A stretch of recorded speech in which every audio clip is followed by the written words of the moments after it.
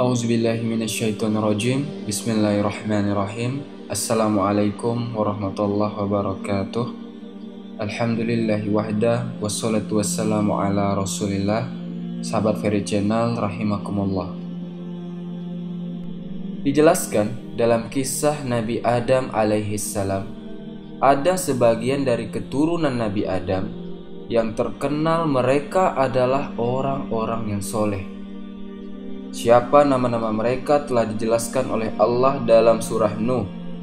La tazarunna na'alihatakum wa la tazarunna waddan wa la suwa'an wa la yakhusa wa ya'ukha wa nasra. Nama-nama ini adalah nama-nama orang-orang yang soleh keturunannya Nabi Adam alaihissalam. Wad, Suwa, Yakhus, Ya'uk, dan Nasr.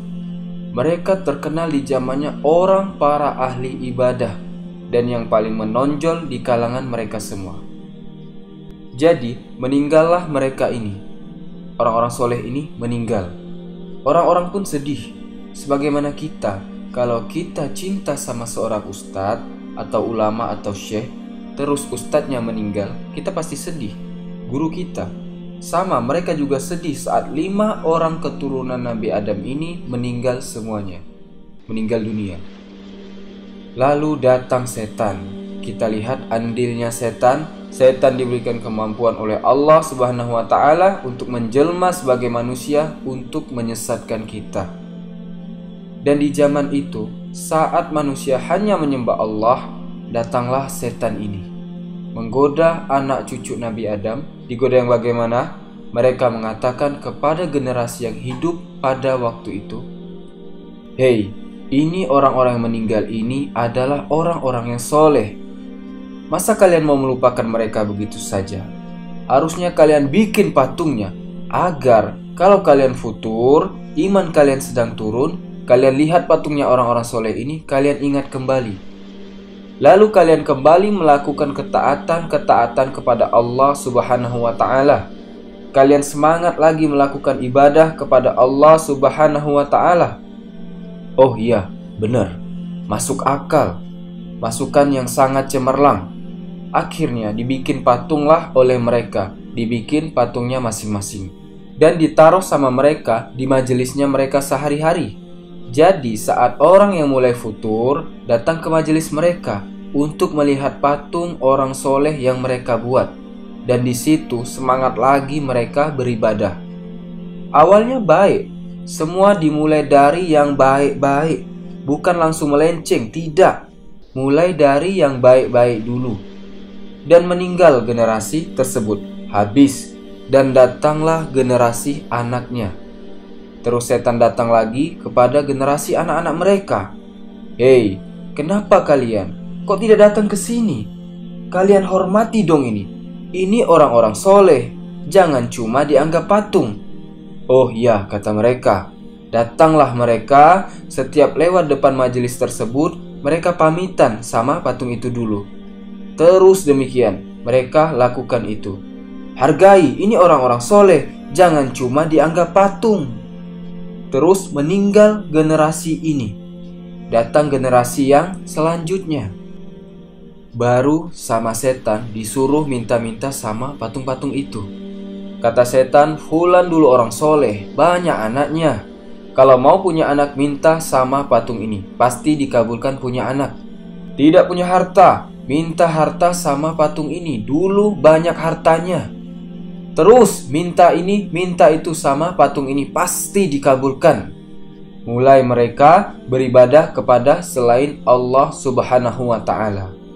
Kesyirikan yang pertama kali terjadi di muka bumi, itulah yang terjadi. Patung orang-orang soleh itu sekarang mereka sembah. Disembahlah berhala-berhala tersebut, mereka menyekutukan Allah Subhanahu wa ta'ala. Akhirnya Allah utuslah seorang nabi dan rasul. Seorang rasul yang pertama diutus di muka bumi, seorang ulul azmi yang pertama kali diutus di muka bumi, Nabi Nuh alaihissalam. Kenapa Allah utus di muka bumi? Karena sudah ada kesyirikan. Karena Allah sudah diduakan. Maka diutus Nuh alaihissalam kepada mereka orang-orang yang musyrik. Maka mulailah Nabi Nuh alaihi salam, di mana Allah Subhanahu wa taala berfirman, "Walaqad arsalna Nuhan ila qaumihi inni lakum nadhirun mubin." Telah kami utus Nuh alaihi salam kepada kaumnya, sungguh aku bagi kalian adalah seorang nazir, pembawa kabar dari Allah Subhanahu wa taala, seorang pengingat, membawa kabar dari Allah Subhanahu wa taala. Ala ta'budu illallah. Jangan kita ini menyembah atau melakukan peribadatan kepada selain Allah Subhanahu wa taala. Satu dakwanya Nabi Nuh alaihissalam, yaitu dakwah tauhid, mengajak mereka, menyuruh mereka kembali kepada tauhid. Maka mulailah Nabi Nuh alaihissalam berdakwah kepada mereka yang dikatakan falabisa fihim alfasanatin ila qomsina ama. Nabi Nuh alaihissalam berdakwah kepada kaumnya selama 1000 tahun dikurangi 50 tahun. Artinya selama 950 tahun. Dikasih tahu yang baik-baik oleh Nabi Nuh. Yursilis sama'a alaikum midrara. Allah Subhanahu wa taala yang mengirimkan hujan dari langit. Wa yumdidkum bi amwalim wa banin. Dan Allah yang akan memberikan kepada kalian harta-harta dan banyak keturunan. Wa yaj'al lakum jannatin wa yaj'al lakum anhara. Juga Allah yang menjadikan bagi kalian kebun-kebun yang indah, dan Allah yang menjadikan bagi kalian sungai-sungai yang bagus. Pakai uslub yang baik, disemangati. Tapi ternyata cara tersebut tidak mempan. Pakai uslub muhawarah, diajak berfikir, diajak hiwar, berdiskusi kaumnya. Cara yang kedua, diskusi. Nabi Nuh alaihissalam mengajak kaumnya berfikir. Alam taro kaifa khalaqallahu sab'a samawatin tibaqa. Apa kalian tidak lihat ini? Allah Subhanahu wa taala menciptakan 7 langit yang berlapis-lapis. Waja'al qamara fihinna nuran, dan menjadikan bulan itu ada cahayanya. Waja'al syamsa siraja, dan demikian juga matahari sebagai penerang. Wallahu ambatakum minal ardi nabata. Allah yang menumbuhkan tumbuh-tumbuhan ini yang kalian makan. Summa yu'idukum fiha wa yukhrijukum ikhraja. Dan Allah yang mengembalikan kalian dari tanah menjadi kembali ke tanah lagi. Dan Allah bangkitkan kalian. Wallahu ja'ala lakumul ardo bisato. Dan Allah menjadikan bagi kalian bumi ini terhampar luas. Litasluku minha subulan fijaja, agar kalian mudah untuk berjalan di muka bumi. Tapi itu pun tidak mempan. Uslub taratu fil kitab. Nabi Nuh sudah menggunakan cara yang halus dalam berdakwah. Nabi Nuh mengatakan, wala aqulu lakum indi khazainullah. Wahai kaumku, saya tidak mengatakan saya ini mempunyai rahasia-rahasia Allah. Wala a'lamul ghaibah. Lihat seorang Rasul ulul azmi mengatakan, wala a'lamul ghaibah. Saya tidak mengetahui ilmu gaib. Wala aqulu inni malak. Dan saya tidak mengatakan, saya tidak mengakui saya ini sebagai malaikat. Wala aqulu lillazina tazdari a'yunukum la yu'tiyahumullah khairah. Dan saya tidak mengatakan orang-orang yang kalian pandang hina itu, mereka tidak akan diberi kebaikan oleh Allah Subhanahu wa taala. Nabi Nuh sudah merendahkan dirinya, ngomong baik-baik, namun itu tidak mempan. Yang selanjutnya, Nabi Nuh diuji sama kaumnya. Tetapi Nabi Nuh tetap sabar. Mana ada seorang nabi yang berdakwah selama 950 tahun, dakwah yang sama, dakwah tauhid. Sembahlah Allah Subhanahu wa taala hanya Nabi Nuh alaihissalam. Kurang sabar apa Nabi Nuh? Sampai beliau mengatakan, qala rabbi, wahai Robku, aku ini berdakwah kepada kaumku siang dan malam, malam dan siang. Dan sungguh ya Allah, mereka tidak mau taat kepadaku. Tidaklah mereka bertambah, melainkan mereka itu semakin berlari menjauhi aku. Dan sungguh ya Allah, setiap aku mendakwah kepada mereka, mereka menutup telinga mereka. Terus mereka tutup wajah mereka dengan bajunya ya Allah. Dan semakin hari semakin jadi, dan semakin hari semakin sombong. Tapi Nuh terus curhat kepada Allah Subhanahu wa ta'ala. Bersabar Nabi Nuh. kisah ini dikisahkan oleh Allah Subhanahu wa taala di dalam surah Hud, bahwasanya Nabi Nuh alaihissalam digoda, dihina sama kaumnya, dan dikatakan bahwasanya Nabi Nuh alaihissalam adalah orang yang sesat. Ya qaumi, kata Nabi Nuh alaihissalam saat Nabi Nuh dituduh oleh kaumnya, Nuh, kamu itu sesat, kamu itu orang yang sesat. Kamu ini ngomong apa, Nuh? Beribadah kepada Allah, beribadah kepada Allah. Kamu ini sesat, jangan banyak omong. Dijawab sama Nabi Nuh baik-baik, wahai kaumku, saya ini bukan orang yang tersesat.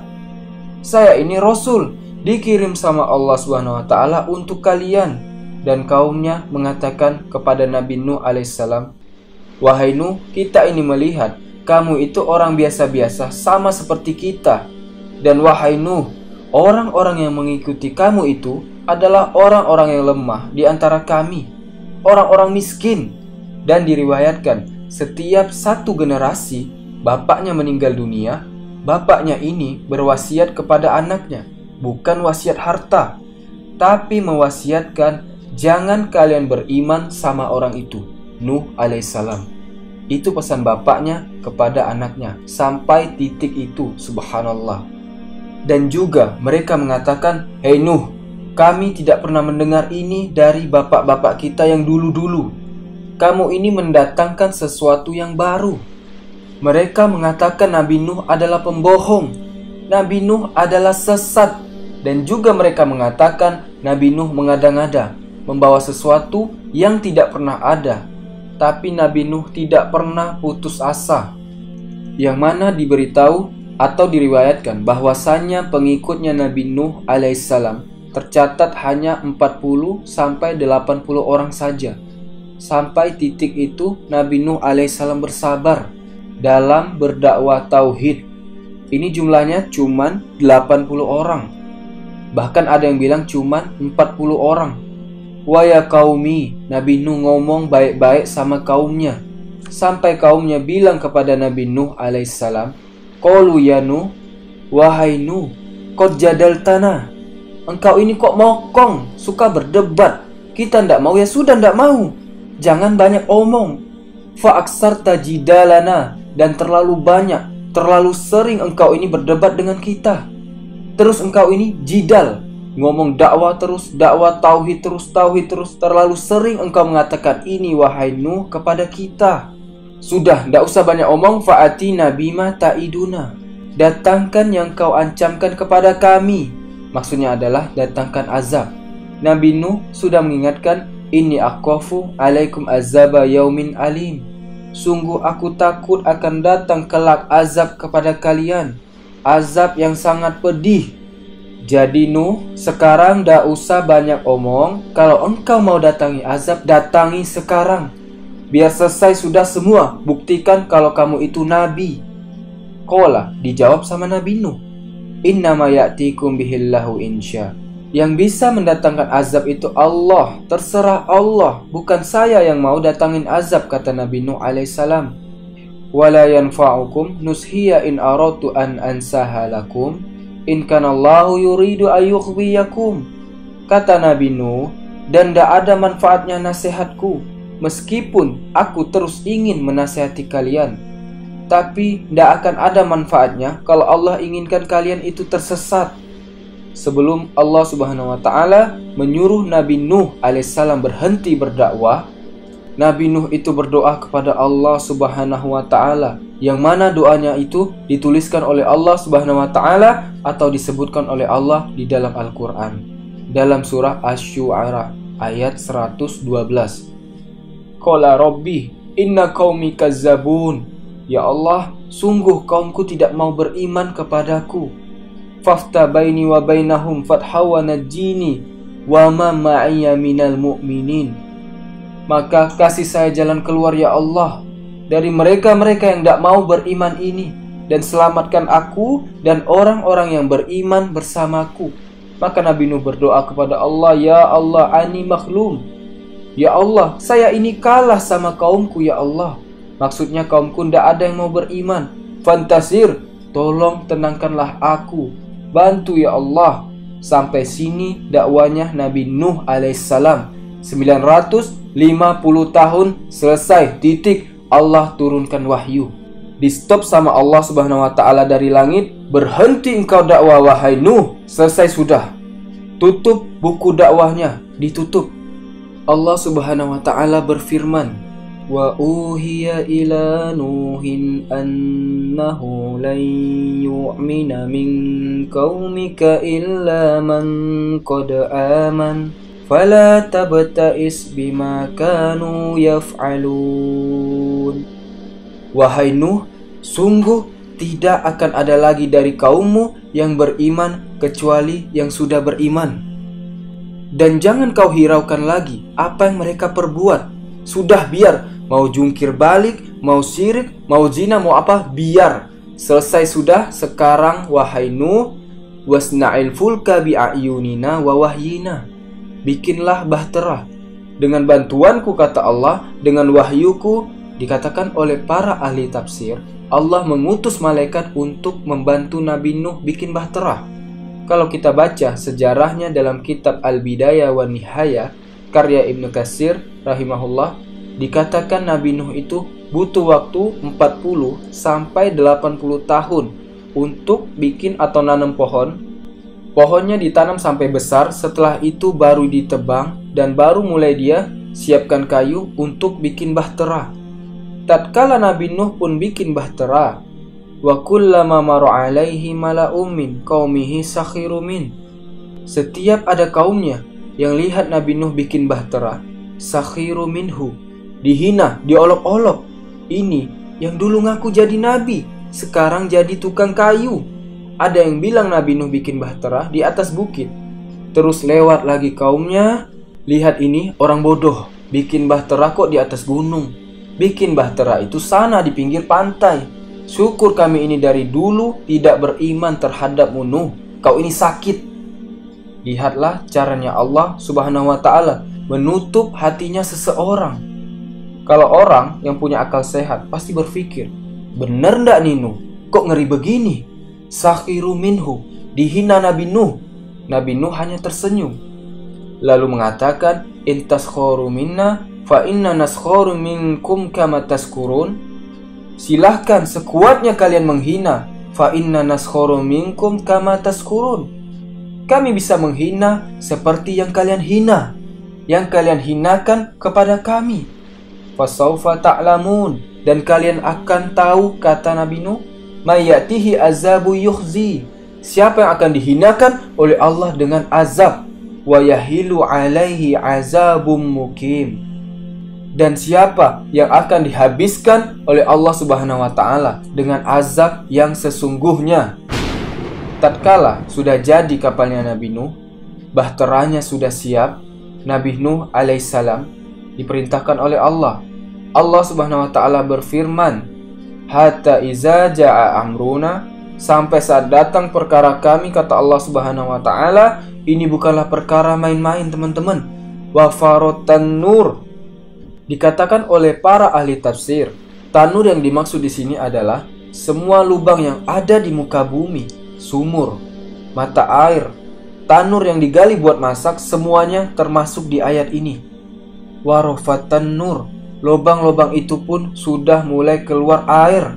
Tanur itu isinya api, tapi apinya sudah mati. Namun mereka tidak sadar karena sudah digenang sama air. Wafarotan nur, jadi air itu datang dari bawah dan juga dari atas itu mereka dihujani sama Allah Subhanahu wa ta'ala. Dan dikatakan hujannya itu bukan hujan biasa, bukan rintik-rintik. Hujan itu kayak ditumpahkan sama Allah air dari langit. Seperti teman-teman pegang ember, lalu teman-teman buang dari atas lantai 2. Cuor, seperti itu. Dari atas dan dari muka bumi air itu nyembur, teman-teman. Di saat demikian Allah Subhanahu wa ta'ala memerintahkan Nabi Nuh alaihissalam, kul nahmil fiha min kullin zawjaini isnain, bawa semua wahai Nuh setiap yang memiliki nyawa, betina dan jantan, masukin ke kapal semua. Wa ahlaka, dan keluargamu. Ila man sabaqa alaihil qawlu wa man aman, kecuali orang-orang yang sudah tidak beriman. Dan masukkan juga orang-orang yang beriman 40-80 orang itu tadi. Diceritakan bahwasanya dek yang paling bawah itu hewan-hewan buas, dek yang tengah hewan-hewan yang tidak buas, dan dek yang paling atas burung-burung. Allah suruh naikin semuanya ke bahtera. Ini hewan-hewan tidak punya dosa. Angkat semua hewan-hewan ini, jangan sampai kena azab Allah. Jadi benarlah bahwasanya hewan-hewan itu takut sama Allah. Mereka tahu azab Allah akan datang. Akhirnya naik semuanya ke bahteranya Nabi Nuh alaihissalam. Lalu Allah perintahkan, wa qala irkabu fiha bismillahi majriha wa mursaha inna rabbi laghafurur rahim. Kata Allah, naiki itu bahtera bismillah wajreha. Disuruh baca bismillahi dengan nama Allah, majreha yang menjalankan itu. Wa mursaha inna rabbi laghafurur rahim. Sungguh Allah Maha Pengampun, Maha Penyayang. Lalu yang selanjutnya Nabi Nuh mengatakan, bismillah tasiru wa tajri. Bismillah dengan nama Allah, tasiru ini bahtera berjalan, wa tajri dan mengarungi samudra. Saat air itu sudah datang, banjir terbesar yang pernah terjadi di muka bumi, yang menenggelamkan semua muka bumi tanpa tersisa. Tidak ada azab yang lebih parah dari azabnya kaum Nuh alaihissalam, karena mereka berbuat syirik kepada Allah subhanahu wa ta'ala. Wahia tajri bihim fiha maujin kal jibal. Bahtera Nabi Nuh alaihissalam berlayar dan menghadapi ombak yang tingginya seperti gunung. Bisa teman-teman bayangkan, ombaknya seperti gunung. Terus kalau ombaknya sudah seperti gunung, orang-orang itu mau lari kemana? Sampai ada dikatakan kisah Israiliyat, kisah ibu-ibu sama anaknya. Ibu-ibu ini ngelihat ada air ngejar, dia lari nyari bukit, lari ke bukit, dan dikejar sama air terus sampai ibu ini lari di ujungnya bukit, di bukit yang paling atas. Tidak bisa lari kemana-mana lagi, dan air itu naik terus sampai ke betisnya, naik ke perutnya, naik ke dadanya. Anaknya pun diangkat sama ibu ini, lalu terus air itu sampai ke kepalanya, sampai ke anak yang diangkatnya. Semuanya tenggelam, habis, tidak tersisa. Mereka mengancam Allah subhanahu wa ta'ala. Mereka mau main-main sama azab Allah. Mereka mengancam Allah subhanahu wa ta'ala. Mereka mau main-main sama azab Allah. Sekarang azab itu sudah datang, yang mana Nabi Nuh alaihissalam mengangkat tangannya berdoa, ya Allah, wahai Tuhanku, jangan engkau sisakan di atas muka bumi ini, karena sungguh kalau engkau sisakan ya Allah satu saja yang beriman ini, akan mereka sesatkan. Mereka akan menyesatkan umatmu ya Allah. Dia tidak akan melahirkan, tidak akan punya anak kecuali anaknya kafir juga, sama seperti bapaknya dulu. Ini yang didoakan kepada umatnya oleh Nabi Nuh alaihissalam.